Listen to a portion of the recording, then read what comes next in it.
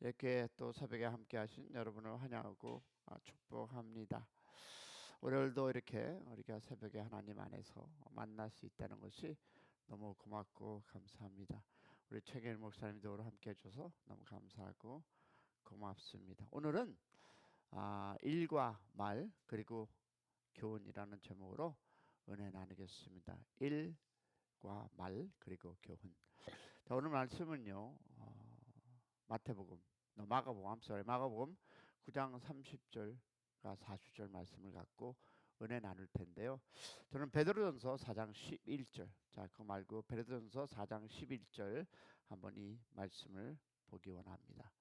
베드로전서 4장 11절 있습니까? 네, 보겠습니다. 시작. 만일 누가 말하려면 하나님의 말씀하는 것 같이 하고 누가 봉사하려면 하나님이 공급하는 쉼으로 하는 것 같이 하라. 이는 범사에 예수 그리스도로 말미암아 하나님의 영광을 받으시게 하라 함이라. 그에게 영광과 권능이 세세 무궁토록 하더라. 아멘. 말을 하거든 누가? 하나님이. 봉사를 하거든 그것도 공급하는 하나님의 힘으로. 다시 말해서 우리의 삶의 여러분의 발걸음이 하는 모든 것은 하나님의 영광을 위해서 하라라는 것이 핵심입니다. 맞습니까? 여러분, 저는 재직 세미나 초청을 받아 몇 군데 말씀을 전했는데요. 여러분, 재직 세미나에 가면 초청하는 측에서는 일에 대한 재직들이 어떤 일을 해야 하는가 메시지를 원하는데, 오늘은 저는 일이라는 주제가 아니라 말이라는 주제를 가지고 여러분과 한번 은혜 나눠보겠습니다. 자, 그럼 성경 전체적인 관점에서 일과 말에 대한 교훈을 한번 설명해 보고자 합니다. 한 회사에서 사장이 직원들에게 이렇게 말을 합니다. 우리 회사는 최고의 능력과 기술을 가지고 있지만 이 기술보다 더 중요한 것은 서로의 말을 통해서 만들어지는 협력과 신뢰입니다 라고 얘기했습니다. 근데 여러분, 이 말은 직장뿐만 아니라 우리의 신앙생활에도 동일하게 적용됩니다. 자, 우리가 교회 시험 받았다 라는 것을 보면 우리의 행동보다는 우리의 입에서 나오는 것 때문에 시험 받고 또 삐뚤어지고 또 떠나는 것을 우리는 많이 나름대로 작지만 듣고 보았고 경험했고 또 우리는 살아보았습니다. 그러면 우리의 말과 일이 하나님의 영광을 드러낼 때 그것이 진정한 복음적인 삶을 이라고 저는 믿습니다. 그러면 오늘 설교에서는 성경의 관점, 즉 성경의 전체 관점에서 일과 말이 가지고 있는 의미를 한번 여러분과 이 아침 나눠보기 원합니다. 자, 설교의 핵심 메시지는 예쁘게 믿음으로 말하며 일하자입니다. 예쁘게 무엇으로? 믿음으로 말하자. 우리 교회가 예쁘게 그리고 믿음으로 우리가 상대에게 다가가고 말을 하면 아마 우리의 교회가 더욱 어떻게 기쁨의 예배 장소가 되리라 믿습니다. 그러면 일과 은혜 그리고 즉 싹에 대한 교훈. 일을 하는 자에게 다시 보겠습니다. 우리 로마서 4장 4절 보겠습니다. 시작. 일하는 자에게는 그 싹이 은혜로 여겨지지 아니하고 보수로 여겨지니와. 여기서 얘기하는 것은 돈을 얘기하는 것이 아닙니다. 로마서 4장 4절에서 일하는 자에게는 그 싹이 은혜로 여겨지지 아니하고 보수로 여겨지니. 이것은 뭘까요? 일을 하면 싹을 받는 것은 당연한 이치입니다. 그러나 이는 우리가 은혜를 누리지 못하는 위험성을 지니고 있습니다. 자, 예언 하나 들어볼까요?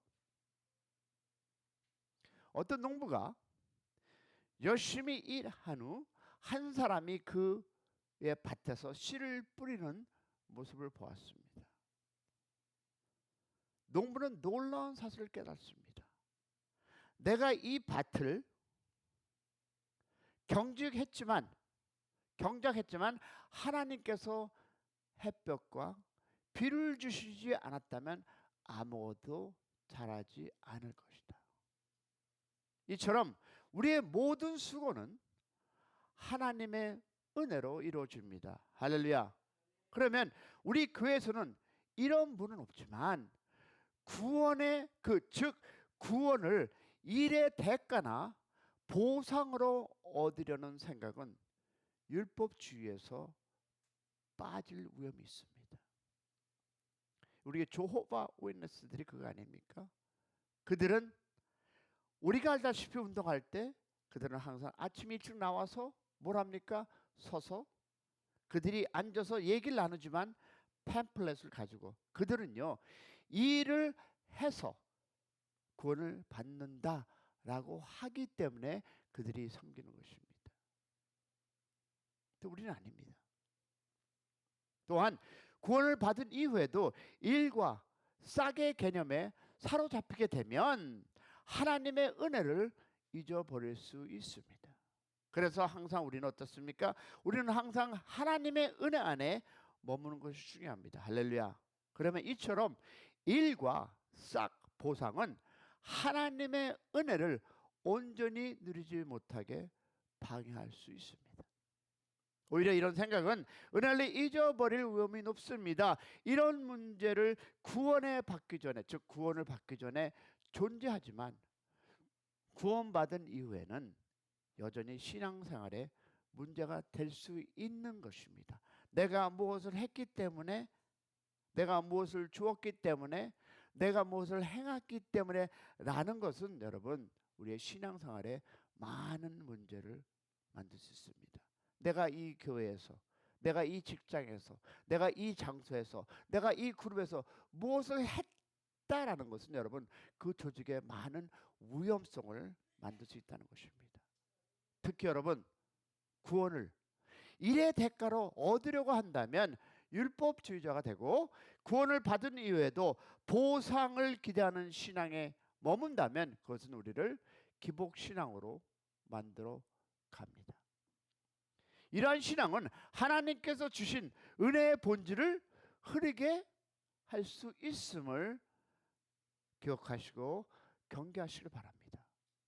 왜냐하면 반평생 율법주의로 살았던 바울은 이렇게 고백합니다.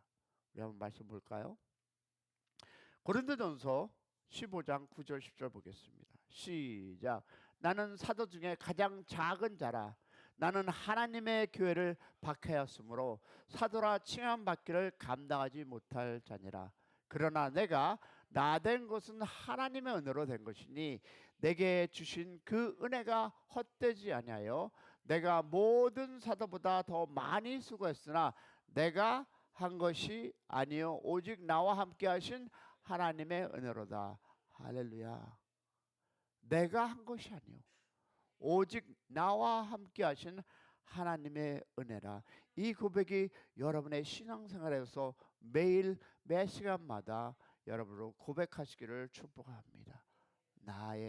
나된 것은 하나님이 아니요 하나님이라는 고백입니다. 바울은 최선을 다해 열심을 가지고 일을 한 사람이었습니다. 근데 우리는 어떻습니까? 내가 조금 뭔가 한 것 같으면 나댑니다. 내가 했다고. 내가 조금 무슨 일을 한 것 같으면 내가 하지 않았습니까? 라고 우리 나대는 성격, 그런 입이 됩니다. 그러나 우리는요 오직 나와 함께 하신 하나님의 은혜라 라고 고백하는 여러분이 되시기를 소망합니다. 내가 한 것이 아니오 나와 함께 하신, 즉 그 농부가 자란 그것을 보았을 때 하나님이 주신 빛 때문이라는 고백처럼 여러분, 우리의 구회에서 우리는 내가 한 것이 아니요 오직 하나님이 한 것임을 고백하는 여러분의 인생 신앙생활이 되기를 축복합니다. 자, 그럼에도 불구하고 바울은 율법주의자나 기복 신앙의 함정에 빠지지 않고 내가 한 것이 아니라 하나님의 은혜라고 고백하였습니다. 바울은 많은 일을 하였음에도 불구하고 싹 보스의 함정에 자신을 지켰습니다. 그러면 일과 말 그리고 교훈을 볼 텐데, 우리는 일을 하면 말을 예쁘게 해야 합니다. 이것이 특히 교회에서입니다. 여러분의 공동체에서도 일을 하면 말을 예쁘게 해야 합니다. 무슨 말이냐면, 좋은 말이라 할지라도 여러분이 던진 그 말이 상처를 받을 수 있습니다.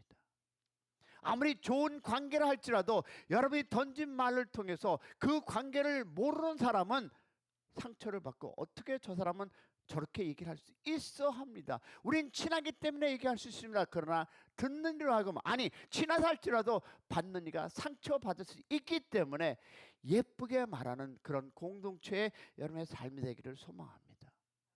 여러분, 일을 많이 잘한다 할지라도 그의 입에서 잘못된 말이 나오면 하나님을 기쁘게 할 수 없습니다. 믿으십니까? 이 사실을 한번 우리가 두 군데에서 우리 말씀을 가지고 한번 증명해 보겠습니다.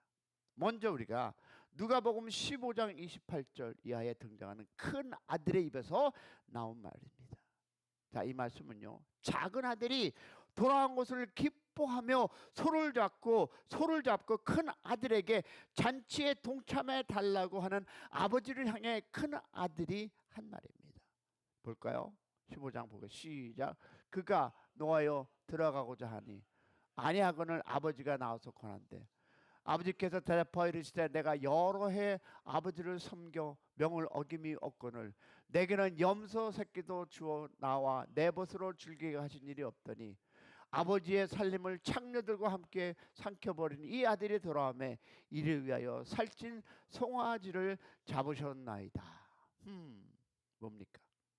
우리가 잘 알다시피 큰아들은 일을 많이 한 사람이었습니다. 그러나 그의 입에서 나오는 말은 아버지의 마음을 헤아리지 못하는 말이었습니다. 오히려 큰 아들 입에서 나오는 말은 아버지의 마음을 아프게 하였습니다. 자, 그러면 보겠습니다. 두 번째 말씀 볼 텐데요, 이 마태복음 20장에 등장하는 먼저 온 일꾼들의 말입니다. 자, 보겠습니다. 시작. 먼저 온 자들이 와서 더 받을 줄 알았더니 그들이 한 대려온씩 받은지라 받은 후 집 주인을 원망하여 이르되 나중에 온 이 사람들은 1시간밖에 일을 하지 않았거늘 그들은 종일 수고하고 더위를 건딘 우리와 같이 하였나이다. 자, 먼저 온 일꾼은 일을 많이 했습니다. 이것을 우리 교회에 비추면 나는 교회에서 먼저 와서 많은 일을 했습니다. 그러나 먼저 온 일꾼들의 입에서 나온 말은 주인을 향한 원망입니다. 자, 큰아들은 아버지를 향해서 분노했고 먼저 온 일꾼들은 주님을 향해서 원망했습니다. 자, 이들이 우리에게 주는 교훈은 일을 잘하고 많이 한 것도 중요하지만 일을 하며 그리고 그 일을 마친 후에 어떤 말을 하느냐의 문제가 매우 중요하다는 사실입니다. 자, 그것을 우리 말과 입에 대한 교훈을 성경에서 보겠습니다. 다시 한번 봅니다. 베드로전서 4장 11절 시작. 만일 누가 말을 하려면 하나님의 말씀하는 것 같이 하고 스탑. 누가 말하려면 내가 말을 하려면 누구같이 하나님의 말씀을 하는 것 같이 하고 시작. 누가 봉사하려면 하나님이 공급하시는 힘으로 하는 것 같이 하라. 여러분이 하고자 하는 모든 것은 누가 봉사하는 것? 하나님이 공급하는 힘으로. 내가 살아서 내 입술이 나의 삶에 나의 행동이 내가 하는 모든 것은 누가? 하나님이 주신 힘으로 한다라는 고백입니다. 할렐루야. 그러므로 어떻게 범사에 예수 그리스도로 말미암아 하나님의 영광, 즉 여러분이 하는 입술을 통해서 나아가는 그 한마디까지도 하나님의 영광을 위해서 뱉어내시기를 소망합니다. 여러분이 하는 모든 삶 속에서 하다못해 이 컵에 물을 주시는 이 행동도 하나님께서 나에게 공급해서 주셨기 때문에 한다. 그러므로 하나님의 영광을 받으심으로 그 영광의 권능이 세세 무궁토록 한다는 이 고백이 여러분의 입술로 터져 나올 때 하나님의 영광을 받을 것이라 믿습니다. 베드로는 이 말씀에서 뭡니까? 말과 입에 대한 교훈을 이야기하고 있습니다. 말은 여러분 하나님의 말씀이 기준이고, 일은 다시 한번, 일은 여러분이 하는 일, 삶 내에서 주신 그 일, 교회에서 하는 일은 누가? 하나님이 공급하시는 힘의 기준입니다. 할렐루야. 우리가 그렇게 말과 일을 해야 할 이유는 그렇게 할 때 누가? 하나님께서 영광을 받으시기 때문에. 할렐루야. 만약 우리가 자기의 말을 하고 자기의 힘으로 일을 하면 하나님이 받으셔야 할 영광을 가로채는 사람이 되기 때문입니다. 자기의 말을 하고 자기의 힘으로 일을 하면 자기도 모르는 사이에 자신을 자랑하는 사람이 되기 때문입니다. 믿으십니까? 아멘 하십니까? 이것은 예수님께서 다시 한번 돌아갑니다. 자기를 부인하라는 말씀의 의미입니다. 요새 계속 새벽 예배마다 우리 얘기하죠. 십자가를 질 수 있나? 자신을 어떻게? 날마다 죽어라 라는 고백으로 여러분 제가 시리즈로 가고 있습니다. 바울이 고린도 교회에 편지를 하며 고백한 날마다 죽는다는 의미를 가진 베드로의 표현입니다. 오늘도 여러분 여러분의 말을 통해서 하나님의 영광 받고 부정적인 이야기, 부정적인 생각, 부정적인 나눔, 누구를 손가락질하는 이 모든 것이 하나님의 영광이 되지 않는다면 오늘 그냥 십자가 지고 자신만 갖고 자신을 십자가에 내려놓고 살아가는 우리의 모두가 되기를 소망합니다. 같은 의미를 가진 다양한 표현을 위해서 더 깊게 묵상하고 날마다 죽는 하나님의 영광을 위해서 살아가는 우리 새벽 말씀 안에 거할 때 우리는 오늘도 주님 안에 나는 죽었습니다 고백하시는 여러분의 인생길이 되기를 축원합니다. 우리 시간 한번 크게 부르고 나갑니다. 주여!